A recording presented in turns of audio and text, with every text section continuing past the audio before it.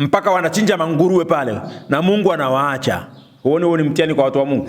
Kwa hiyo Amerika inazuia Israeli kwamba wasivunje msikiti haraka, kwanza wasubiri kwanza kazi ya kuwadhibiti Waislamu iendelee. Ndio maana Netanyahu anasema swala la kuwadhibiti Waislamu haijalishi ni Sunni wala ni Shia, Muislamu ni Muislamu tu, lazima wadhibitiwe haraka, kwa sababu Wayahudi hawawezi kufanikiwa bila kuwadhibiti Waislamu ambao wanaamini wao Wayahudi kwamba Muislamu ni adui namba moja, kwa sababu Wayahudi ni wajanja. Wayahudi wakiwa katika nchi za Kikatoliki wanawapiga vita Protestanti, lakini Myahudi akiwa katika nchi ya kilokole kama Marekani anawadhibiti wa Katoliki. Akija katika nchi ya Kiislamu sasa anazungumzia mkataba wa Abraham. Mtazamaji wa channel yetu, tunakaa hapa na Sheikh Abubakar Kada tukiendelea na kipindi chetu kuhusiana na unabii wa Nabii Danieli kutoka katika ndoto ya Nebukadneza aliyeota kuhusiana na utawala wa mnyama. Tumekuwa tukitembea na utawala huu kwa muda mrefu.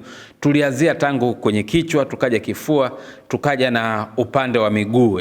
Tukiongelea utawala wa Wamedi na Wajemi, tukiongelea utawala wa Babiloni, tukiongelea utawala wa Wagiriki, na sasa tumejikita sana hapa kwenye utawala wa Warumi. Mwalimu, karibu sana, tuongelee kidogo kuhusiana na huu utawala wa Warumi, alafu tuingie kwenye kipindi cha leo. Karibu.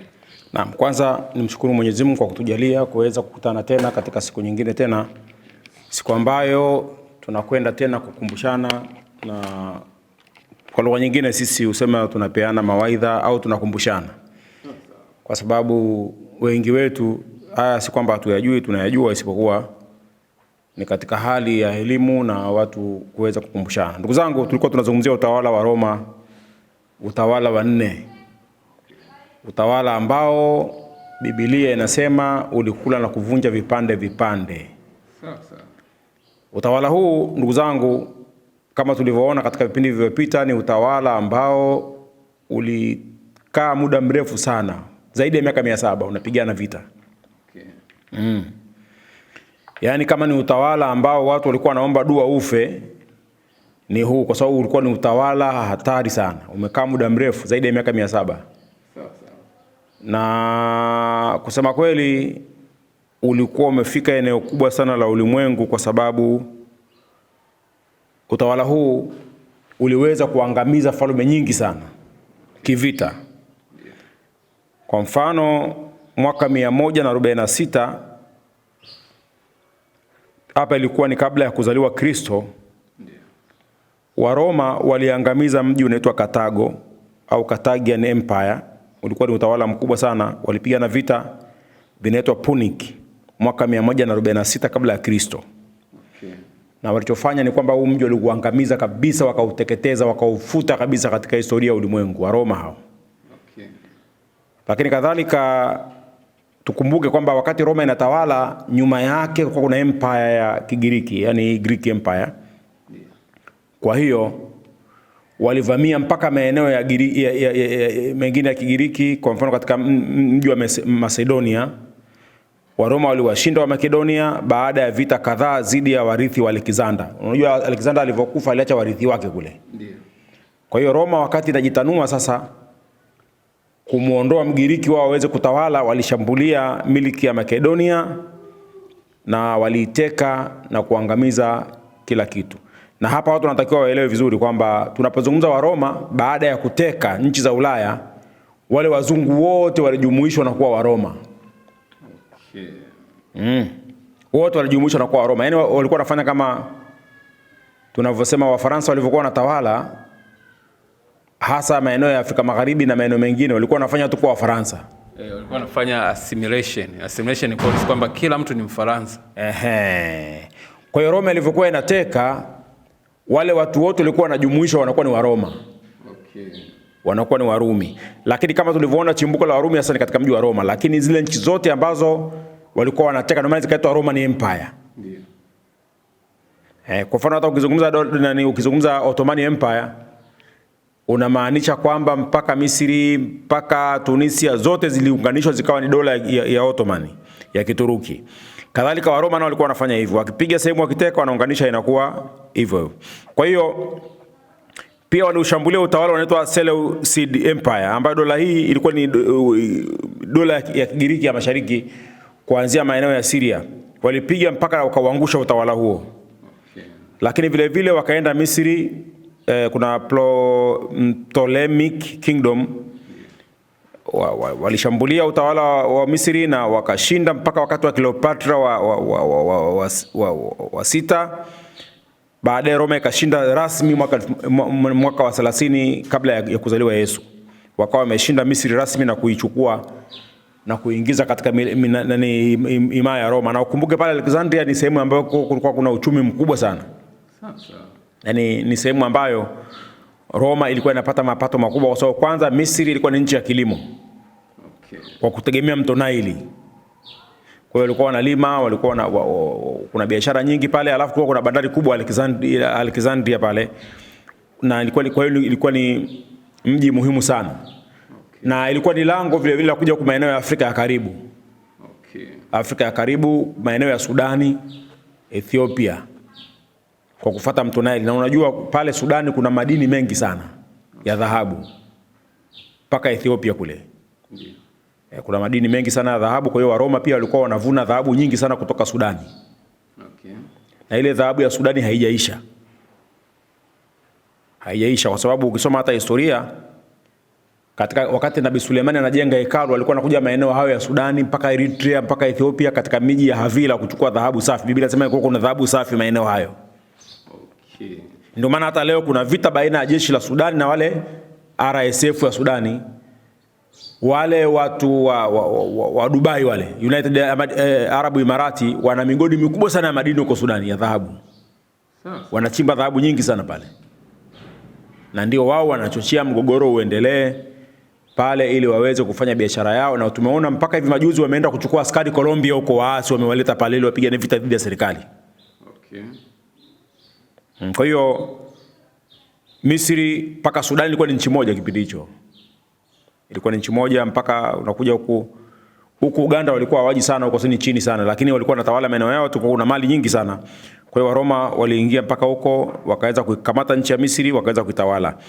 Wakaenda pia kupiga Kingdom of Pontus. Hii ilikuwa mfalme anaitwa Mithridates. Walipigana na Roma, lakini mwishowe wakashindwa, lakini vile vile waliwashinda Wayahudi.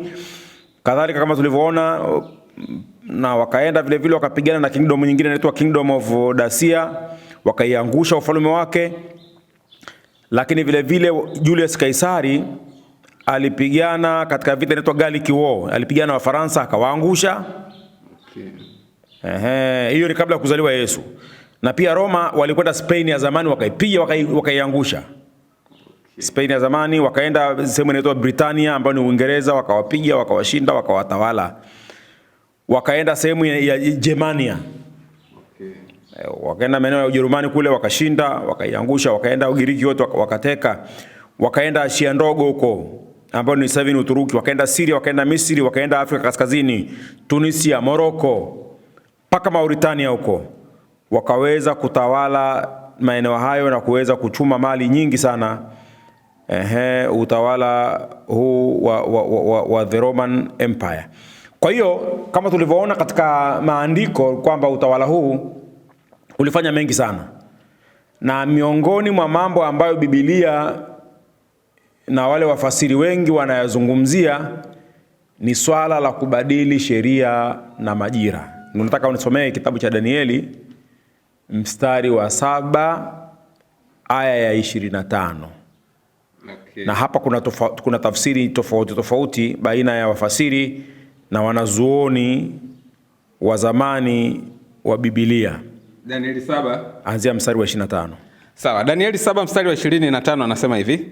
Naye atanena maneno kinyume chake aliye juu, naye atawadhoofisha watakatifu wake aliye juu, naye ataazimu kubadili majira na sheria, nao watatiwa mikononi mwake kwa nyakati 3.5. Lakini hukumu itawekwa, nao watamwondolea mamlaka yake, kuipoteza na kuiangamiza hata milele.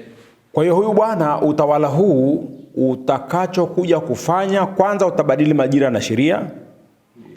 Utafanya kila aina ya njama mbalimbali juu ya watakatifu, lakini utashinda kwa wakati fulani. Na tumeona utawala wa Roma umeshindwa kwa muda mrefu sana, umepigana na umeweza kuteka kwa muda mrefu na kutawala, lakini utawala huu utafanikiwa kubadilisha sheria za Mungu. Tunaona kwamba ni ndani ya utawala huu sheria za Mungu ziliweza kubadilishwa. na kusema zimebadilishwa kwa maana hiyo ya kubadilisha, hatuwezi tukasema kubadilisha kwa moja kwa tafsiri hiyo, ila tunasema kwamba Waroma walijiwekea sheria zao. Kwa sababu wao hawakuwa waumini. Ndio. Walikuwa na wapagani. Sheria zao walikuwa wanatunga kwenye mabunge ya Seneti. Sasa wewe ukitafsiri kwamba watabadili majira na sheria ya nani wakati wenyewe walikuwa hawaiamini? Okay. Sijui umeelewa. Wao walikuwa wana sheria yao. Na sio wao Waroma peke yao, makabila mengi duniani yalikuwa yana kingdom zao yanatawala. Sawa sawa. Yalikuwa yatumii sheria ya Taurati. Okay. Wala yalikuwa yatumii sheria ya Mwenyezi Mungu. Kwa hiyo wewe ukija ukifundisha kwamba Roma ilibadilisha majira na sheria, ilibadilisha vipi? Okay. Wao hawamwamini wewe Mungu wako, walikuwa na miungu yao kina Jupiter na miungu mingine. Ndio walikuwa wanawaamini wao. Okay. Kwa hiyo hawa wa Roma walitunga sheria zao. Sasa Danieli anaposema wataazimu kubadili sheria na majira, labda walioyafanya ndani ya Yerusalemu. Okay. Na tunaona kwamba tawala zote kuanzia Roma na Kigiriki walipiga marufuku matumizi ya ibada za hekaluni. Nafikiri hasa hicho ndio kitu ambacho Wayahudi wanakikusudia. Zile desturi zao. Okay. Za kwenda pale kufanya ibada ya hija kila mwezi wa 12. Kuchinja wanyama pale kwenye hekalu, wale zile kafara zao. Lakini kadhalika tunaona Waroma pia walianza kuzuia wasiwatahiri watoto wao. Na wakaandaa mipango sasa kubadilisha hekalu lile kwa ni la miungu yao. Vitu kama hivyo Waroma walifanya, na ukiangalia kimsingi ni kwamba wao walikuwa hawaamini dini ya Kiyahudi. Kwa maana kwamba wao walikuwa wanamchukulia Mungu wa Kiyahudi kama sio Mungu wa kweli. Okay. Ni kama miungu wengine. Kwa sababu swala la dini ni swala la imani. Watu lazima walielewe vizuri. Hivi kwa mfano unaposema Musa kaenda mlimani, kaongea na Mungu na yuko peke yake. Alafu uje uambie watu mimi nimeenda mlimani, nimetokewa na Mungu, kanipa amri 10. Yeah. Swala la kumwamini si linataka kazi ya ziada? Inataka imani. Inataka imani. Kaenda peke yake kule. Hata shahidi hamna, yuko yeye na Mungu tu. Ndio. Hata Yesu mwenyewe ni mtume wa Mungu. Amezaliwa bila baba, lakini watu wanambeza, wanasema huyu amezaliwa nje ya ndoa. Sawa. Leo sisi Waislamu tunasema Muhammad kaenda kwenye pango la Hira, akatokewa na malaika Jibrili, akaambiwa soma, akasema sijui kusoma, akalazimishwa akabanwa, baadaye akasoma. Muhammad yuko peke yake. Anakuja pangoni kwa mkewe, anasema nimetokewa na malaika. Mkewe anamwamini Bi Khadija. Abubakari anamwamini, Ali anamwamini. Baadaye Waislamu wote tumeamini, bilioni zaidi ya 2 tumefika. Ni swala la imani. Lakini Mkristo ambaye haamini Uislamu, yeye ana hoja zake, hawezi kusema eti Muhammad katoka kwenye pango akiwa peke yake, anaweza kukataa. Ndio. Kwa hiyo hata Waroma kadhalika wenyewe walikuwa hawaamini kwamba utume wa Kiyahudi ni sahihi. Tumeona hata Wagiriki walikuwa na philosophy. Na walikuwa wanatunga sheria zao, wana logic, hiyo tunasema mantiki, wana philosophy, wanajua kuongea, wana ustaarabu. Na sio hilo tu, kitu ambacho pia Mungu amewatia mtihani watu wa Mungu, hawa wapagani walikuwa wanakuja mpaka wanavunja nyumba ya Mungu. Na wanafanya ya kuyafanya mengi tu, mpaka wanachinja manguruwe pale na Mungu anawaacha. Huo ni mtihani kwa watu wa Mungu. Na Wayahudi wanachezea vichapo. Maana unaweza kauliza kama kweli nyinyi mna Mungu wa kweli, kwa nini asifanye hapa kazi? Umeona maneno hayo? Kwa hiyo walikuwa wanapigwa sana. Na Wayahudi wanahangaika, wanamuomba Mungu, na mpaka leo Wayahudi wanahangaika, wanataka wajenge hekalu la 3 wanavyosema. Okay. Walijenge pale. Lakini bado wanaogopa Waislamu kwamba tukilijenga hapa kuna uwezekano ikazuka vita kubwa tukashindwa kuhimili. Okay. Kwa hiyo Amerika inazuia Israeli kwamba wasivunje msikiti haraka kwanza. Wasubiri kwanza kazi ya kuwadhibiti Waislamu iendelee. Okay. Ndio maana Netanyahu anasema swala la kuwadhibiti Waislamu haijalishi ni Sunni wala ni Shia, Muislamu ni Muislamu tu. Lazima wadhibitiwe haraka, kwa sababu Wayahudi hawawezi kufanikiwa bila kuwadhibiti Waislamu ambao wanaamini wao Wayahudi kwamba Muislamu ni adui namba moja. Kwa nini? Kwa sababu Waislamu ndio dini pekee duniani walikwenda pale Yerusalemu wakajenga msikiti kwenye eneo lile lile ambalo zamani Waisraeli ilikuwepo nyumba ya Mungu pale. Wale wengine walikuwa wanabomoa tu wanapaacha kama kuwatawanya. Hao walienda wakajenga. Waislamu walijenga pale msikiti. Na mpaka leo upo. Ndio mtu mmoja alikuwa ananiambia, sasa shehe, kama nyinyi mnasema Waislamu walijenga msikiti, wakati Mtume Muhammad alivyoenda Miraji, alivyorudi usiku, baadaye watu wakamuuliza ulienda Yerusalemu, kama ulifika Yerusalemu, hebu tuambie msikiti ulikuwaje? Muhammad akawa anataja ulikuwa na milango kadha, ulikuwa na sehemu kadha. Baadaye ikaonekana anapatia. Sasa watu wanahoji, kama kweli Muhammad anasimulia hadithi hii kwamba alikwenda Yerusalemu, baadaye alivyorudi Maka alivyomkataa Mungu akamletea picha ya Yerusalemu akawa anaiona wakati hekalu lishavunjwa, inakuwaje? Ndio mtu mmoja alikuwa ananiuliza, nikamwambia hivi, zamani walivyokuwa wanajenga ile miji walikuwa wanajenga ukuta kama ngome kuzunguka ule mji mzima. Yaani ukitaka kuja kuteka mji uingie katika lango la mji, uvunje geti la mji ndio uingie ndani uteke. Kwa hiyo Mtume aliambiwa azungumzie Baitul Muqaddas, Yerusalemu, na Yerusalemu maana yake ni ule mji ambao una kuta zake na lango la kuingia katikati ya mji. Alikuwa anazungumzia ule ukuta wa mji ambao unakuwa na madirisha na mlango mkubwa wa kuingilia. Sio hekalu lenyewe kwa maana msikiti. Msikiti wa Roma walivunja, na baadaye Babiloni pia walivunja kabla ya ujio wa Roma. Kwa hiyo sasa Waisraeli wanachofanya ni kitu gani? Waisraeli wanaona Waislamu pia wamewaharibia mipango yao. Kwa sababu ile sehemu ambayo wao wanataka wajenge nini? Third temple, hekalu la tatu, tayari kuna msikiti pale. Na kuna mgogoro, hata Umoja wa Mataifa wanawaambia Yerusalemu inatakiwa iwe mji wa mataifa yote. Sawa.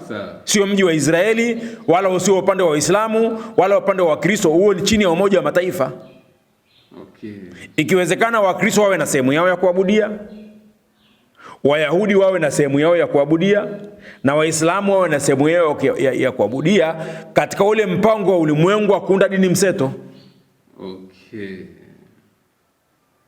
Kwa hiyo kuna mpango huo unaandaliwa duniani kuwa na dini mseto.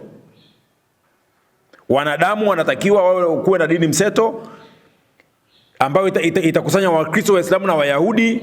Na ndio umesikia sasa hivi wanazungumzia mkataba wa Abraham huko Mashariki ya Kati, kwa sababu Wayahudi ni wajanja. Wayahudi wakiwa katika nchi za Kikatoliki wanawapiga vita Protestanti. Tena. Wanawapiga vita wa Protestanti walokole. Umeona hata kuna baadhi ya walokole wanakwenda kuhubiri kule, wanatemewa mate, wanapigwa, hawataki hata walokole. Ndio. Lakini Myahudi akiwa katika nchi ya Kikatoliki ya kilokole kama Marekani, anawadhibiti wa Katoliki. Sasa akija katika nchi ya Kiislamu sasa anazungumzia mkataba wa Abraham kwamba Wakristo na Wayahudi waungane wawe kitu kimoja. Unaona Wayahudi walivyokuwa na mahesabu makali. Kwa hiyo hii ni jamii ya watu ambayo ni sumbufu vile vile. Ndiyo. Lakini kitu ambacho Wayahudi walichokosa ni kwamba wao hawakuwahi kuwa na empire hata moja. Japokuwa kuna baadhi ya watu kwenye mitandao humu wanazungumza sana na wanawasifu Waisraeli watu wa vita sana, Waisraeli wana akili sana. Waisraeli watu wa vita vipi? Kwa sababu Mwisraeli hajawahi kuwa na empire yoyote. Kweli. Wala hajawahi kuteka, yani kutoka pale Israeli akavuka hata ukanda wa Gaza, aenda kateke maeneo na yeye atawale kama empire zingine. Hajawahi kufanya hivyo. Kuna kipimo gani cha kumuona kwamba ni mtu wa vita sana, kwamba yeye ana uwezo mkubwa sana? Swala la akili, Wayahudi wana akili nzuri tu, Wayahudi wako vizuri. Hakuna mtu anayekataa, Wayahudi wako vizuri, wana wasomi, waliobobea, lakini yote haya yametokea kwa sababu ya shida. Muda mrefu walikuwa hawana nchi. Walikuwa wanateseka kwa muda mrefu. Lakini huwezi kusema eti Wayahudi wana akili sana kuliko watu wengine. Hiyo ni propaganda, kwa sababu leo na imani kabisa akili ya Mchina si ya kawaida au Mjapani. Kuna mtu mmoja niliwahi kumuuliza, wewe unawasifu Wayahudi wana akili sana. Sawa, Wayahudi wana akili, lakini kila taifa lina majini yaziwapo. Kweli. Labda kama nchi imeshindwa kuendeleza watu wake tu, lakini kila taifa lina akili. Wajapani wana akili si za kawaida. Kweli kabisa. Wanatengeneza vitu vya hatari kabisa mpaka wa China. Na Myahudi kadhalika. Myahudi alikuwa na nchi, alikuwa anahangaika Ulaya huko, anapigwa, anakwenda Urusi anapigwa, hana nchi, anahangaika. Sasa unafika kama alikuwa hajajipanga na kusomesha watu, angekuwa katika hali gani?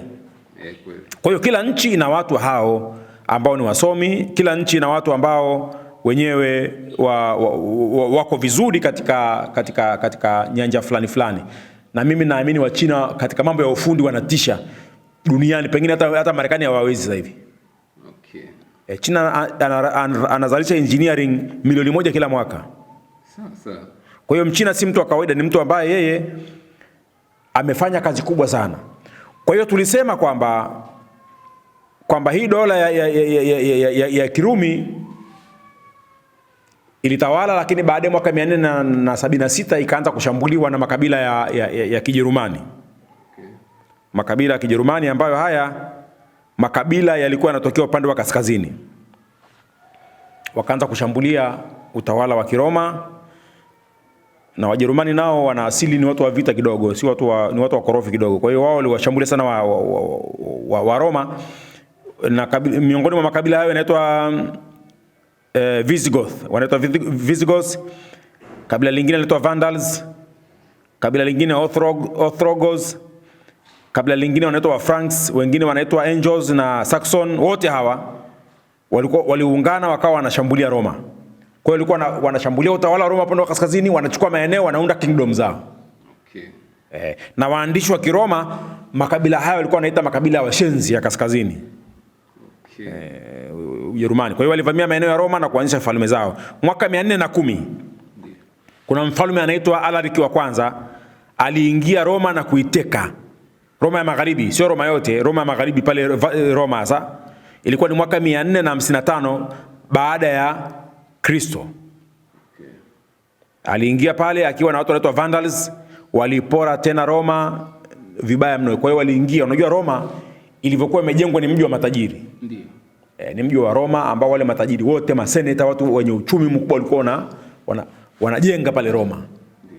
Na ilikuwa ni mji mzuri kwa sababu ni mji ambao ulikuwa tunaona miji yetu tunavyojenga sasa hivi inakuwa na hivi vigae hizi vinajengwa hivi, kama wakijenga barabara za hizi, kwa mfano barabara huko kwenye service roads wanaweka mawe yale. Miji ya Roma ilikuwa hivyo. Imejengwa inakuwa na mataa yale ya kizamani ya barabarani, kwa hiyo walikuwa ni watu ambao wanapenda raha sana. Kwa hiyo hawa Vandals walivamia upande wa Roma, walifanya uporaji mkubwa sana kwa sababu ilikuwa ni mji tajiri kipindi hicho katika ulimwengu. Kwa hiyo walipora sana. Kwa hiyo mwisho Roma Magharibi ikawa imeshindwa, na wanasema mwaka 476 jemedari wa Kijerumani aitwaye Odessa alimuondoa mfalme mdogo wa mwisho wa Roma Magharibi aitwaye Romulus Augustus. Akawa ameondolewa madarakani na hawa Wajerumani, bwana anaitwa Odessa. Kwa hiyo hapo wanahistoria wengi wakaweka mwisho rasmi wa dola ya Roma ya Magharibi. Okay. Utawala wa Magharibi wa Kiroma ukawa umehitimishwa rasmi. Okay. Ukawa umehitimishwa rasmi. Kwa maana hiyo hawa Wajerumani sasa wakawa wamefanyaje? Wamemiliki. Lakini usisahau kwamba ule upande wa mashariki bado ukabaki Byzantine. Okay. Maana ni Rumi mbili hizo. Na mpaka kufika kipindi hicho hakuna Orthodox wala Catholic. Sasa. Kwa hiyo wakati Roma imekomeshwa, lakini kanisa lipo. Kanisa linatawala. Kwa hiyo sasa hapo ndio ikaja zama mpya sasa. Kanisa likaanza kuota nini? Mizizi. Ndio hapo ndugu zangu wa Sabato wanasema pembe ndogo ikawa imekuwa katika mwili wa mnyama. Okay. Wanasema kanisa la Roman Catholic ni mrithi wa dola ya kipagani ya Kiroma, na ndio maana imeendeleza sera zake, imeendeleza na mikakati yake, kitu ambacho Wakatoliki nao wanakikataa hicho, lakini Wasabato ndio msimamo wao huo. Okay. Yaani Wasabato huambii kitu kuhusu Papa na Wakatoliki kwamba ni kanisa. Kwa maana nyingine kwamba Wasabato hawaamini kwamba Wakatoliki ni Wakristo. Okay. Sio, umeelewa vizuri? Okay. Hawaamini kwa sababu unaposema Papa ni mpinga Kristo, maana yake nini? Na maana yeye si Mkristo. Kweli. Sio, umeelewa vizuri? Kwa hiyo kwa itikadi ya Kisabato Wakatoliki ni wapagani. Okay. Wao ni pembe ndogo ambayo imekuwa katika ule mwili wa mnyama, ambao ule mnyama huyu ni Roma. Sasa kumbuka ni mnyama wa 4. Ndio. Na kule tulisema Utawala wa 4 ulikuwa una chuma. Miguu kuanzia magoti kuja chini, miguu ya chuma na vidole vimechanganyika. Ndiyo. Kuna udongo na chuma. Kwa maana gani? Utawala wa Roma ulikuwa umegawanyika, una falme za ndani kwa ndani. Kama hizo Ufaransa, Ujerumani, Uingereza zilikuwa ndani ya kingdoms ya Roman Empire, lakini sehemu ya Roma hiyo hiyo. Ambazo zenyewe hizi zilikuwa bado zinatawala kwa njia za majimbo. Yaani utawala wa Roma unatawala kwa njia ya utawala wa majimbo. Kwa hiyo hizi tawala pia nazo Uingereza au Ujerumani zilikuwa ni sehemu ya utawala ule wa Roma. Lakini pamoja na kwamba Roma yenyewe hasa ile ya asili ilianguka, lakini hawa mataifa yalibaki. Ndio vile vidole 10. Ukienda katika ndoto ya Danieli ya mnyama wanasema vichwa 10.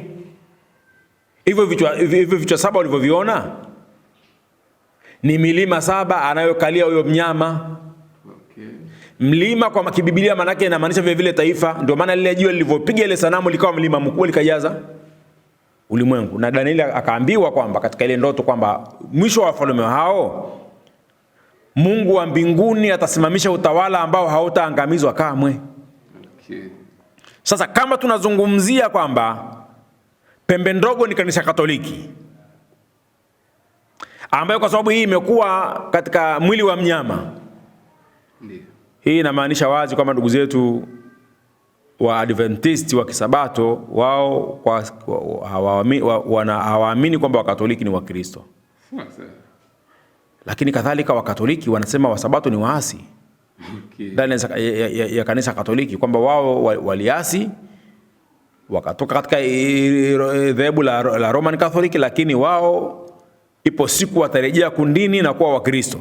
Kwa hiyo tuliona kwamba baada ya Roma ya asili kuanguka, Papa akateki place, akachukua nafasi kule Ulaya, akatawala na akawa na mamlaka. Na kwa sababu Ukristo ulishaenea Ulaya nzima, yani nchi nyingi sana zilikuwa za Kikristo, huko Ufaransa, Ujerumani za Kikatoliki. Kwa hiyo Papa akawa sasa anaanza kuwa na nguvu, anatawala. Kikazuka kipindi kipya sasa kinaitwa enzi za kati, hizi enzi za utawala wa kanisa. Kanisa likaanza kutawala, likawa na nguvu sana. Papa akawa sasa naye ni boss katika nchi za Ulaya.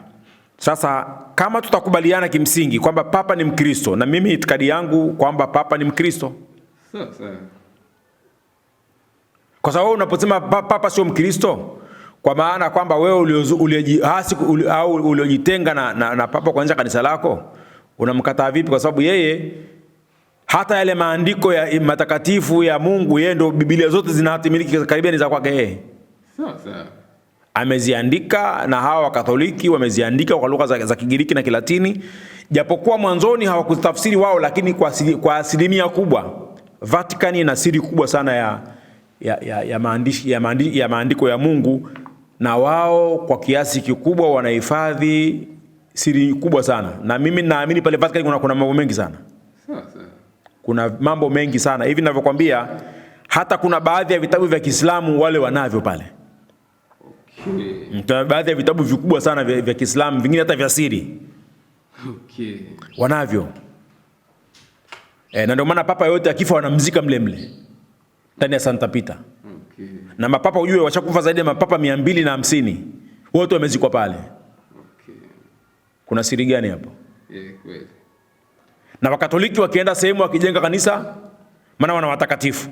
Katoliki lina watakatifu, lina maskofu, lina makardinali, lina mapadri.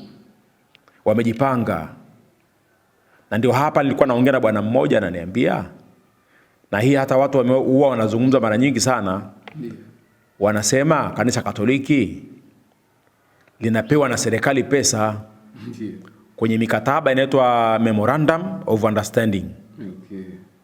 Kwamba serikali linapatia kanisa pesa nyingi sana. Matokeo yake ni kwamba kanisa Katoliki sasa linajenga mavyuo vikuu, naona bwana, na mahospitali kwa pesa za walipa kodi wa Tanzania. Kitu ambacho si kweli. Na mimi nataka niwaeleweshe watu waelewe. Ule mkataba wa serikali na kanisa unaitwa Memorandum of Understanding, na mtu akitaka mimi pengine mada ijayo nitakuwekeeni muone hapa. Kanisa Katoliki linachofanya, yani kule Ulaya kuna makanisa makubwa ya Kiroma. yana hela nyingi tu. Kwa hiyo wanachukua mabilioni ya pesa, kwa mfano analeta hapa Tanzania, ili pesa ile iendeleze Ukristo hapa Tanzania. Ikishafika hapa, ile pesa haipitii kanisani, inapitia serikalini. Wamefanya hivi ili control uchumi labda, au na siri zingine za nje, au na ulinzi wa nje kwa ujumla. Ile pesa ikishaingia ndani ya serikali, ndio serikali inachukua ile pesa inawapatia Wakatoliki. Najua wanapewa labda kwa sababu ni kama wanapewa ruzuku, unachofikiria kama? Hapana. Ile pesa inatoka Ulaya moja kwa moja kwenye makanisa kule Ulaya na wafadhili wao, inaingia serikalini na serikali. Ikishaingia serikalini, ndio serikali inawapatia ile pesa. Sasa mtu mwingine anajua labda serikali inawapa Wakristo pesa. Serikali haina pesa kuwapa Wakristo. Isipokuwa kuna baadhi ya maeneo zimejengwa hospitali baina ya kanisa na serikali, wanashare. Mfano KCMC pale Moshi. Wanashare na serikali. Tangia mwaka 65 ulivyojengwa pale, Nyerere akakaja jiwe la msingi pale. Walikubaliana wanaendesha na wao na serikali pale. Kwa hiyo serikali inachofanya pale, inapeleka nini? Mishahara kuwalipa wafanyakazi, kwa sababu pale sasa wanatibiwa wananchi wote, Wakristo, Waislamu, wapagani wanatibiwa pale. Inakuwa kama ni sehemu ya huduma ya kijamii. Kwa maana hiyo sasa, serikali inapotoa pesa kuwalipa wale madaktari ili wahudumie jamii ya Watanzania, sio kanisa. Kwa hiyo wale wazungu wanatoa pesa, wanaziingiza Tanzania kwa ajili ya kusaidia Ukristo wao. Kwa hiyo serikali ikichukua ile pesa ikiwepo Wakristo, sisi tunalaumu Wakristo wanapewa pesa. Hapana. Hivi mimi nikuuliza swali, ndugu yangu simulizi. Hivi wa Saudi Arabia ni maskini kweli? Matajiri sana. Saudi Arabia, jana nimesikia taarifa ya Trump, anasema kwamba Trump alitoa taarifa yenye utata kidogo. Anasema gharama yote ya vita vya Mashariki ya Kati ni pesa ambayo Trump ameuza mafuta Venezuela. Trump amesema juzi kama ni pesa ya mafuta ya Venezuela, baada ya kuuza ile faida ndio imepeleka kwenye vita vya Irani. Hajatumia pesa ya Marekani. Sio, umeelewa? Na Trump akasema mimi na washirika imara Mashariki ya Kati. Kwa sasa Saudi Arabia ana pesa za uwekezaji ambazo anapeleka Marekani zaidi ya trilioni 2 dola. Anawapatia Marekani kwa ajili ya ulinzi. Sasa hivi nafikiri Saudi Arabia angeamua kuleta pesa ya kuwasaidia Waislamu duniani, Waislamu wangekuwa ni matajiri sana. Kwa hiyo na ndio hapa kuna mgogoro mmoja mkubwa hapa Tanzania. Na hapa mimi nalaumu ndugu zetu wa Katoliki, nao hawajatutendea haki. Wa Katoliki mimi ninavyojua serikali haiwapi pesa. Ndiyo. Wana mkataba tu wa memorandum na serikali. Kuna pesa inatoka nje kwenye makanisa ya Ulaya wanapewa Katoliki, wanaendesha Ukristo. Sasa Waislamu nao walitaka wapewe pesa kupitia shirika la Kiislamu linaloitwa OIC. Chafamu? Organization Islamic nini? Center. Ni nchi za Kiislamu ambazo zimeungana. Alafu angalia Marekani alivyokuwa mnafiki. Katika hiyo OIC Marekani ni mwanachama. Ni mwanachama vipi Marekani, wakati nafikiria sijui nimewahi kusoma au nimewahi kuambiwa kwamba OIC inataka sheria za Kiislamu zitumike kwenye hiyo nchi mwanachama anayejiunga. Wala si kweli. Kwa sababu hata Uganda ni mwanachama wa OIC. Idi Amin aliingiza Uganda kwenye OIC na mpaka leo hajatoka. Na wanapata mikopo ambayo haina riba. Kwa hiyo kwenye OIC Marekani anaingia kama mwangalizi. Wanaingiaga hata mikutano ya African Union kule, kuna Israeli wanakuja wanaingia mle, Marekani wanakuja wanatoa wanaingilia mle kama waangalizi. Kwa hiyo sasa Waislamu ndio maana wakataka nini, nao waingie katika jumuiya ya OIC, organization hiyo Islamic Center, ili Waislamu nao wapate pesa kutoka kule, wajenge madrasa na misikiti. Ndugu zetu nao hawataki. Kwamba mkifanya hivyo Tanzania serikali ya Tanzania haina dini kwa dini, lakini nao mbona mnapata pesa kutoka nani kwenye mashirika ya Kikristo nje? Sio, umeelewa? Na ndio ugomvi mkubwa ulioko hapa Tanzania hivi sasa. Ila Wakatoliki wanasema swala sio nyinyi kupewa pesa, kama mnapewa pesa mpewe, ila nchi isijiunge kama nchi. Maana nchi sio ya Waislamu peke yao. Kwa hiyo mkisema Tanzania jiunge na OIC, Ina maana hata sisi mmetuunganisha wote. Okay. Sasa sisi wengine ambao si Waislamu tunahusika vipi? Mbona mnataka kuunganisha nchi nzima kama nchi ni ya kwenu peke yenu? Okay. Sijui umeelewa vizuri. Nielewa. Kweli lilokuwa bora ilitakiwa kwamba sisi Waislamu wenyewe kupitia BAKWATA na vyombo vyetu tuwe na uhusiano mzuri na wale Waarabu, watuletee pesa kwa njia salama kwa ajili ya maendeleo ya Waislamu. Serikali haiwezi kukataa maendeleo. Ndio maana uliona hata pale kipindi kile uwanja wa Taifa Saudi Arabia iliahidi kujenga chuo kikuu. Mpaka sasa hivi hakijajengwa lakini. Na serikali haikuzuia. Tuliona hata kule mfalme wa Morocco amejenga msikiti mkubwa pale Kinondoni. Serikali haizuii mipango kama ya kujenga shule vyuo vikuu, serikali haizuii. Kwa hiyo inawezekana si Waislamu wenyewe mipango yetu ndio mibovu tu.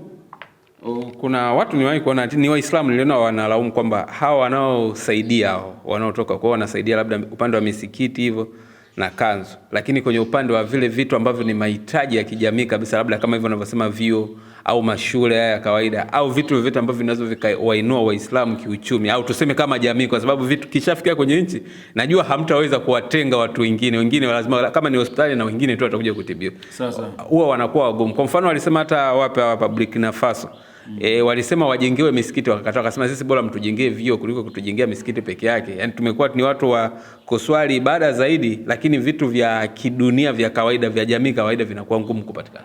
Ile ndio jambo la msingi. Kwamba sisi Waislamu sasa hivi changamoto zetu hata sio misikiti kwanza. Hata sisi hapa tunashala misikiti. Misikiti tunayo mingi sana. Tunataka tuwe na vyuo, tunataka tuwe na hospitali. Okay. Lakini kusema ukweli ni kwamba lazima na sisi wenyewe, unajua mimi siamini kwamba Wakristo wanaweza kutuzuia. Mimi sina imani hiyo. Wala hawana sababu, wala hawawezi kutuzuia sisi. Lakini kama wao wanaweza kuleta misikiti, kwa nini ishindikane kwenye vitu vingine?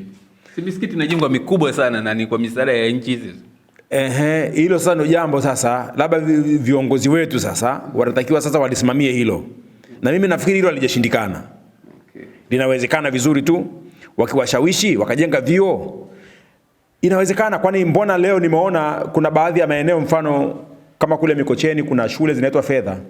Ndiyo. Za Waturuki zile. Okay. Wamejenga. Kwa hiyo kuna uwezekano wakajenga na shule za watu wakasoma.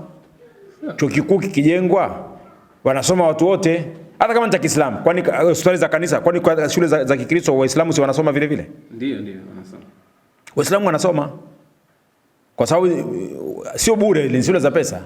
Sawa ndio. Kwa hiyo atakayelipia atasoma tu kwa roho safi, awe Mkristo au Muislamu. Na hata kwenye shule za Waislamu, Wakristo wapo wanasomesha watoto wao. Shule kama ilikuwa nzuri na masomo mazuri, Wakristo wanasoma. Sawa. Kwa hiyo hili nimelizungumza tu, halikuwa katika mada yetu, lakini tunalizungumza kwa sababu linahusiana na maisha. Okay. Kwamba hizi tawala hizi zilikuwa zinatawala watu, si kwamba walikuwa wanatawala kwa nia nzuri kwa 100%. Utawala hata uwe wa dini, utawala uwe wa kipagani, zote hizi vile vile zinalenga maslahi ya kiuchumi. Sasa huwezi kuniambia eti kwamba hata leo ukitawala utawala wa Kikristo au wa Kiislamu kwamba hautakuwa na malengo ya kiuchumi. Lazima yatakuwepo tu. Sasa. Lazima malengo ya kiuchumi yatakuwepo. Kwa hiyo Roma ilifanya hivyo, ilitawala, na tukaona kwamba upande wa magharibi ulivyokuwa umefeli sasa, lakini bado ile Roma ya mashariki ilibaki.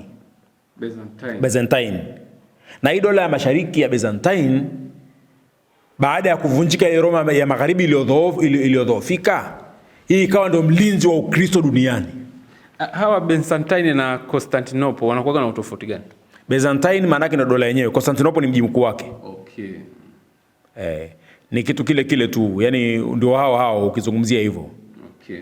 Kwa hiyo hawa baada ya ile Roma ya magharibi kufeli, hao ndio wakawa wanashika gurudumu la Ukristo duniani. Na ndugu zangu, kuna watu wanasema hivi, ukitaka kumjua mtu tabia yake apate pesa. Ndiyo. Au awe na uwezo, au awe na madaraka, ndio utakapomjua tabia yake. Ndiyo. Kwa hiyo Wayahudi sehemu yote walishika madaraka wamechafua mazingira sana, hali ya hewa. Sisi katika Qur'ani tuna sura inaitwa Suratul Buruj. Hii sura inazungumzia historia ya Wayahudi. Wayahudi unajua kuna baadhi ya maeneo walitawala sasa. Okay. Walienda kule Yemen wakaanzisha kingdom yao ya utawala pale. Wakati wa mfalme anaitwa Dhunuwas. wakatawala pale. Walivyotawala Wayahudi pale, utawala wao ukawa wa kikatili na kishenzi, na walichofanya pale katika ule mji wa Yemen, waliua Wakristo wengi sana. Okay. Yani wale wachinja Wakristo. Yani ndio maana kwamba Wayahudi sio kama wanapenda Wakristo kivile. Ili tukio limetokea Arabuni. Okay. Walikuwa wanachimba mahandaki, wanaweka kuni, alafu wanachukua Wakristo wanawatia katika moto, wanawachoma. Okay. Mpaka Qur'ani ikawa inasema wama nakamu minhum illa an yu'minu billahi al-azizi al-hamid. Hawakuadhibiwa hivi na kuangamizwa hivi kwa sababu hawa walimwamini Mungu. Kwa hiyo Wakristo walicheza kichapo cha hali ya juu sana pale maeneo ya Yemen. Wayahudi walikuwa natawala, baadhi nyakati fulani waliua sana Wakristo. Walivyoua Wakristo sana pale, ikabidi Roma ya Byzantine ikatoa amri au ikaongea na Wakristo wenzako walioko Ethiopia. Maana Waethiopia ni Wakristo tangia muda mrefu sana. Sawa. Yaani katika watu ambao ni Wakristo wa zamani wa Ethiopia nao wamo. Sawa. Kwa sababu hata ukisoma katika historia ya Biblia, Waethiopia wanatajwa kwamba hata wakati wa karne ya kwanza, wakati Yesu yuko pale Israel, kuna wageni walikuja kutoka Ethiopia. Okay. Wakaja kutaka kumuona Yesu, walifika pale wa Ethiopia pale. Yesu yuko pale anahubiri, watu wanatoka Afrika. Hata kuna bwana mmoja ambaye kiBiblia alibatizwa na Filipo, wanamuita Toashi, alifika pale, Muethiopia huyo.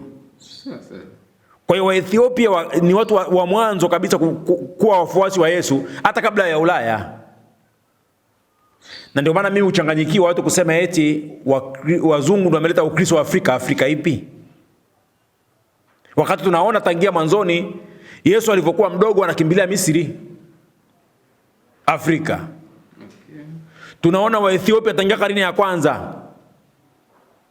Waethiopia tayari wako wanakuja mpaka Israeli, wanakuja kufanya hija pale Yerusalemu.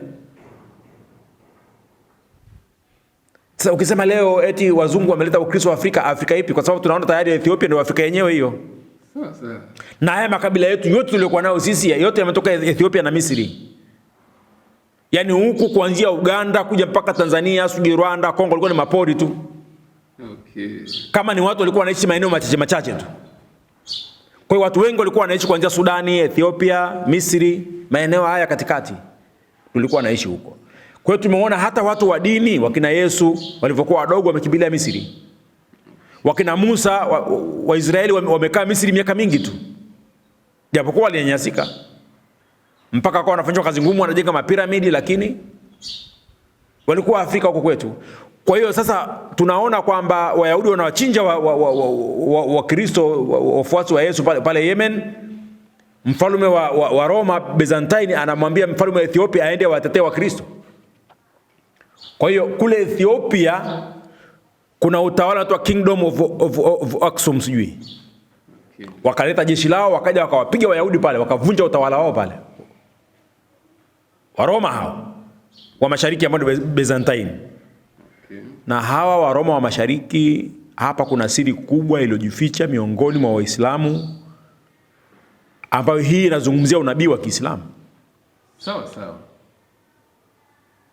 Lakini kwanza nimalizie hichi kisa. Sawa.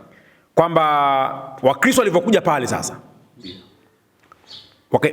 wakakamata Yemen, wale Wakristo wa Ethiopia wakatawala. Yaani kwa maana, kwa lugha nyingine tuseme, Waarabu wametawaliwa na Waafrika. Okay. Kwa nyakati fulani hii Kingdom of Aksum imetawala kuanzia Yemen mpaka Saudi Arabia ya Kusini, yote hiyo ilikuwa chini ya watu wa Ethiopia kwa muda mamia ya miaka. Kwa hiyo wale wa Ethiopia si watu wa kawaida. Kwa hiyo walifika pale wakatawala Kingdom of Aksum, wakatawala mpaka maeneo ya Arabia, wakatawala mpaka maeneo ya Yemen. Okay. Wakawa sawa wanaeneza Ukristo kwa Waarabu kwa usaidizi wa Byzantine ambao ni Roma ya Mashariki na wa Ethiopia. Lakini tangia zamani Waarabu hawataki Ukristo. Okay. Kwa sababu kipindi hicho Waarabu wanaabudu miungu yao ya mawe, miungu yao ya chuma. Unajua Waarabu Ukisoma katika Qur'ani katika sura inaitwa Suratul Quraish, Qur'ani nasema liilafi Quraish illa fihim rihlata shita'i wa sayf falyabudu rabb hadha albayt alladhi at'amahum min ju'i wa amanahum min khawf. Waarabu walikuwa wafanya biashara tangia zamani, na ndio maana hata kusoma katika Biblia unaambiwa kwamba Yusufu alivyotolewa kisimani aliuzwa kwa wafanyabiashara wa Ismaili. Ndio walimtoa Yusufu kisimani wakaenda wakamuuza Misri kwa Potifa. Wa Ismaili walikuwa wafanya biashara. Ukisema wa Ismaili ndio Makureishi. Kwa hiyo tangia zamani Waarabu ni wafanya biashara wakubwa sana. Wanafanya biashara maeneo hayo, wanafanya, lakini kitu kilichokuwa kinachowaponza walipofika kule Syria wakaona ibada ya masanamu, wakachukua masanamu wakaleta mpaka Maka. Wakaingiza katika nyumba ya Al-Kaaba ya Maka. Lakini mwanzoni Waarabu walikuwa waabudu masanamu. Wakaenda kule Syria kwa wapagani wakachukua masanamu wakaleta mpaka Maka wakaingiza katika nyumba. Kwa hiyo Byzantine Empire, utawala wa Roma ya Mashariki ukishirikiana na Ethiopia, unataka uingize Ukristo Arabuni. Waarabu hawataki, kwa hiyo wakajenga kanisa kubwa sana katika mji wa Sanaa. Mji wa Sanaa ulipo ndio makao makuu ya Wahuthi wa Yemen wa sasa hivi ambao wanampiga Israeli na Marekani. Ni mji wa kale sana ule, mji wa Sanaa. Kwa hiyo Wakristo wa Ethiopia na wakishirikiana na Byzantine wakafika pale wakajenga kanisa kubwa sana. Ili sasa Waarabu waanze kuwa Wakristo. Na misheni ya kuwafanya Waarabu kuwa Wakristo si kwamba ilianza leo, tangia wakati wa Paulo. Paulo alikuwa anatoka wakati fulani kwenda Arabuni, nyaraka baadhi ya nyaraka walikuwa wanazungumzia Arabuni. Akaenda Arabuni huko anahubiri Injili mpaka maeneo ya Syria, anakuja mpaka huko Arabia, anahubiri anaondoka. Sasa akajenga kanisa kubwa sana pale maeneo ya Yemen au Wakristo wa Ethiopia. Sasa ile siku ambao wamefanya sheria kuja kulifungua ile kanisa, Waarabu wakafanya uhuni. Wakaja wakajisaidia ndani ile kanisa. Na ilivyo desturi kwamba ukijenga nyumba yako mtu akija akijisaidia ndani, watu wa zama hizo wanaona kama mkosi fulani hivi. Kwa walipofanya upelelezi wao wakagundua ni Waarabu, tena aliyefanya kitendo hicho ni Mwarabu wa Maka. Kwa nini alifanya vile? Kwa sababu kumbe yule Abraha alikuwa anajenga ile nyumba ya kanisa katika mji wa Sanaa ili watu waache kwenda kuabudu Maka masanamu, waende wakaabudu kwenye kanisa la Kikristo pale katika mji wa Sanaa. Ndio wa Ethiopia wakakasirika wakasema kwa hili lilofanyika lazima twende tukavunje Al-Kaaba. Kwa hiyo wakaandaa jeshi wa Ethiopia, sio wazungu, wa Afrika hao. Wakiongozwa na kamanda anaitwa Abraha. Chini ya kingdom ya Kiafrika inaitwa Aksum Empire. Wakaja na jeshi la tembo. Tembo huyu mkubwa kabisa anaitwa Mahamudu akawa amekuja pale. Wanafika Maka hapo Muhammad hajazaliwa. Na wanasema baada ya tukio hili, baada ya siku 50 ndio siku ambayo alizaliwa Mtume Muhammad. Ni kama siku 50 nafikiri ni kama miezi mingapi? Mwezi mmoja kama na siku 20. Kwa hiyo wale wa Ethiopia wanafika Maka wanamkuta babu yake Mtume anaitwa Abdul Muttalib. Abdul Muttalib ni babu yake Mtume. Baba yake Abdul Muttalib anaitwa Hashim. Lakini huyu Abdul Muttalib jina lingine wanamuita Sheiba kwa sababu alizaliwa na mvi. Tena alizaliwa katika mji wa Madina. Historia yake. Alizaliwa katika mji wa Madina, lakini baadaye baba yake anaitwa Hashim alipotoka pale Madina akaoa mwanamke, akasafiri akaenda huko Gaza. Alipofika kwa Gaza akafa. Wakamzika Gaza. Babu yake Mtume anaitwa Hashim. Sasa huko Madina hakujua ameacha mtoto. Baadaye sasa ikajulikana kwamba aliacha mtoto kule, ndo baadaye akaletwa Maka. Sasa akawa ni mtu mkubwa sana pale Maka. Akapewa mikoba ya kuendesha ule msikiti wa Maka. Kumbuka kipindi hicho masanamu yako mengi 360 ndani ya Al-Kaaba. Yaani kila siku ina Mungu wake. Siku 360 ziishi. Yaani kila siku ina Mungu wake special. Lakini walikuwa na Trinity, utatu mtakatifu. Walikuwa na Mungu Lata, Mungu mwanamke mwenye kuneemesha, Al-Uzza, Mungu mwanamke kuhani, na Manata, huyu Mungu mwanamke ambaye yeye huyu alikuwa ni Mungu wa safari na kuepusha watu na majanga.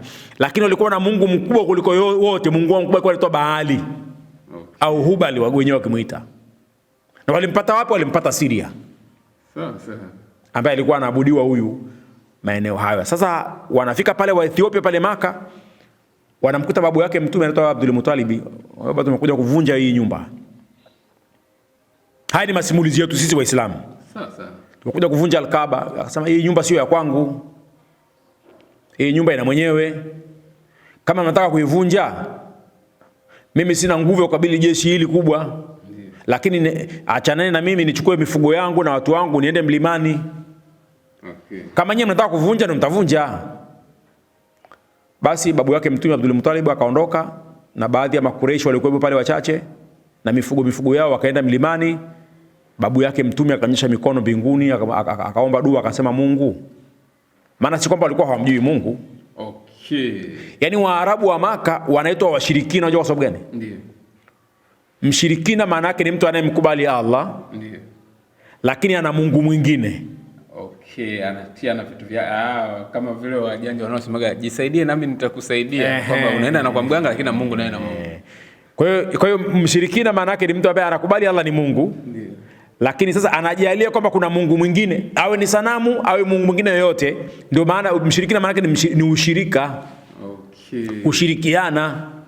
Kwamba huyu Mungu wa Allah hayuko peke yake, ana ushirika na miungu wengine. Ndio mshirikina. Kwa hiyo walikuwa ni washirikina, wanaabudu masanamu, ila Allah wanakubali ni Mungu. Sawa. Ila miungu yao mingine wanayo. Sasa anamwambia bwana, mimi kama unataka kuvunja hii nyumba, mimi simo. Mimi bwana nitakwenda mlimani. Akaenda mlimani akaomba dua kwa Mungu. Kama Mungu, hii nyumba sio ya kwangu, yako. Kama utaacha kwamba hii nyumba ivunjwe, mimi utajua mwenyewe. Akaomba dua, akaondoka. Kwa hiyo Waethiopia wakaja na jeshi, wakaelekea katika kuvunja ule msikiti wa Al-Kaaba. Walipokuja pale sasa, ndio Waislamu wana sura nyingine inaitwa Alam Tara. Hapo ndipo ambapo kwa mujibu wa mapokezi ya Kiislamu lile jeshi liliangamizwa.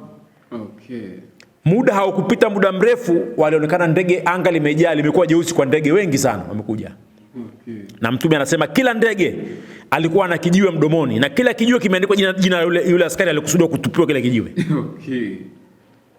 Kwa hiyo kila ndege akawa anaachia kijiwe kile kichwani mwa askari. Kikitua kichwani tu, askari ametawanyika kama majani yaliyotafunwa na mnyama yakatapikwa. Ndio ile inaitwa Alam Tara. Alam Tara kaifa fa'ala rabbuka bi ashabil fil. Je, hukuona jinsi Mola wako alivyolifanya watu wa tembo? Alam yaj'al kaidahum fi tadlil. Je, hakujalia kitendo chao hicho cha kuja kuvunja Al-Kaaba kwamba ni chenye kushindwa, ni chenye kudhalilika? Kivipi? Wa arsala alaihim tayran ababil. Aliwapelekea juu yao ndege wanaitwa ababil. Tarmihim bihijaratin min sijil. Wakawa wanawapiga na mawe ambayo yametoka katika moto wa Jahannam. Faja'alahum kasfim maakulu. Wakiwapiga na ile mawe yani mtu anayeyuka. Wengine wafasiri wengine wametafsiri kwa nini ilikuwa ni kama virus. Kwa sababu mtu anaoza, mwili wote unaharibika saa hiyo. Lile jeshi likawa limeangamizwa kuanzia Abraha na jeshi lake. Baada ya tukio hilo tu zilipita siku 50 ndio anazaliwa bwana Mtume Muhammadin sallallahu alaihi wasallam. Lakini tunaona kwamba Byzantine au utawala wa Roma ya Mashariki ulifanya kazi kubwa sana ya kudhibiti na kueneza Ukristo maeneo ya Arabia. Sasa kuna kitu kimoja cha msingi sana tunapozungumza Roma hizi mbili. Roma hizi mbili, wakati Mtume Muhammad anajenga, unajua katika mji wa Madina ni mji ambao ulikuwa kidogo una misukosuko mingi sana. Kwa hiyo kuna wakati mji huu ulizungukwa na maadui wa Kiislamu kuja kushambulia mji wa Madina. Sasa kuna wakati Mtume akalazimika sasa achimbe handaki ili kuhami mji. Yaani achimbe handaki kuzunguka mji mzima wa Madina ili kuwakinga maadui na jeshi kubwa ambalo wameungana Wayahudi, wameungana Waarabu na makabila yote kuja kuwateketeza Waislamu na Mtume Muhammad. Kwa maana hiyo sasa ndio pale sasa katika harakati hizo ikabidi kulikuwa kuna Muirani mmoja pale anaitwa Salman al-Farisi. Huyu Mwirani ndio akatoa rai ya kuchimba handaki kuzunguka katika mji wa Madina. Angalau Irani walivyokuwa watu wa vita, wakatoa bana mtume hapa cha kufanya ili tunusurike, tuchimbe handaki, wakachimba handaki kuzunguka mji mzima. Ndiyo. Sasa wakati mtume anachimba handaki, mwaka wa 5 huyu nafikiri kama sikosei, mtume alichimba katika jiwe kutoka mwanga mkubwa, akasema karibu tutateka Roma. Akapiga sehemu nyingine, karibu tutateka Yemen, karibu tutateka, akawa anataja nchi ambazo Waislamu wataziteka. Watu wakashangaa, kipindi hicho Waislamu hata nguvu hawana. Hata askari 200 hawana, sijui kama wana askari wengi labda 1000, hawazidi zaidi hapa. Wakawa wanamshangaa. Mtume akasema karibia Roma itatekwa. Maswahaba wakamuuliza mtume, unakusudia Roma ipi? Ndio. Unakusudia Roma ya magharibi au Roma ya Byzantine au ya Latini? Inatekwa Roma gani? Mtume akasema itatekwa kwanza Roma ya mashariki, yenye nguvu kwanza. Itatekwa ya mashariki, alafu baadaye ndio ya magharibi, ili kiama kisimame sasa. Katika bishara ya mwisho wa Kiislamu itaenda kutekwa ile Roma ya magharibi. Okay. Na mtume katika utabiri wake akasema atakayekwenda kuteka mji wa Roma ya mashariki atakuwa na jina kama langu. Okay. Ambaye yeye anaitwa Muhammad al-Fatih. Ndio alikwenda pale akaingia katika mji wa Constantinople mwaka 1553 akateka, lakini huyu anaitwa Muhammad kama alivyotabiri bwana mtume Muhammad. Kwa hiyo kimsingi, labda kwa leo nisimame hapa kwa uchache kulingana na muda. Kwa hayo nilizungumza machache juu ya utawala huu wa Roma. Bado nitakuja kuendelea kuzungumza utawala wa Roma. Okay. Jinsi gani ulivyotawala maeneo ya Mashariki ya Kati na jinsi gani ulivyofanya harakati zake za Ulaya, hasa Byzantine Empire. Mpaka vita ambavyo mtume anatuma maswahaba kule kupigana na Roma, naye amebaki Madina, akawapa bendera, wakaenda Syria huko kilomita 3000 kutoka Madina. Mtume akawa anatangaza vita akiwa Madina. Sasa hivi fulani amekufa, sasa hivi fulani kafa, mtume yuko Madina, jeshi linapigana kilomita 3000. Okay. Ndio vita ya kwanza inapigana hapa baina ya Waislamu na Byzantine, eneo la Syria. Kwa hiyo nikija nitaanzia hapo. Kwa uwezo wake Mwenyezi Mungu akipenda tutakutana tena, tutaweza kuzungumzia kipande hicho insha Allah taala. La mwisho, ndugu zangu, tumebakiza siku chache sana tuingie katika sikukuu ya Idi ya Udhuhiya, sikukuu ya kuchinja ambayo itakuwa ni Jumatano. Kama klipu hii itakuwa imeingia katika masikio yenu kabla ya sikukuu, na nafikiri ujumbe utakuwa umekufikieni. Itakuwa ni siku ya Jumatano na ni sikukuu ya kuchinja, ndugu zangu Waislamu. Na sina maneno mengi leo isipokuwa niwaambieni tu mjue wajibu wenu wa kuchinja. Kuchinja, mwage damu hiyo, na Mungu atakufungulia majambo yenu. Lakini la mwisho, na vijana hapa wasiopungua 4-6 wamefika. Yeyote atakayeweza kuwadhamini kuhusu mavazi na kitoweo na kusherehekea Idi, basi ataniona kwa namba hii ambayo ni 0714829191, 0714829191. Kwa kumalizia niseme tuendelee kusubscribe katika channel ya Simulizi kama ilivyokuwa desturi, na inshallah Mungu akitujalia tutajadili bado mada hii haijaisha. Na tukumbuke kwamba tutakapokuwa tumemaliza utawala wa Roma, tutaanza kuzungumza utawala wa lile jiwe ambao lilipiga ile sanamu likajaza ulimwengu mzima. Utawala huu ni utawala gani tutazungumza. Kwa hiyo mada hii itaendelea, inaweza kufika hata 15, 16. Kwa hiyo tuendelee kufuatilia kwa uwezo wake Mwenyezi Mungu tuweze kupata baadhi ya mafundisho. Kwa hiyo machache niseme asalamu alaykum wa rahmatullahi wa barakatuh.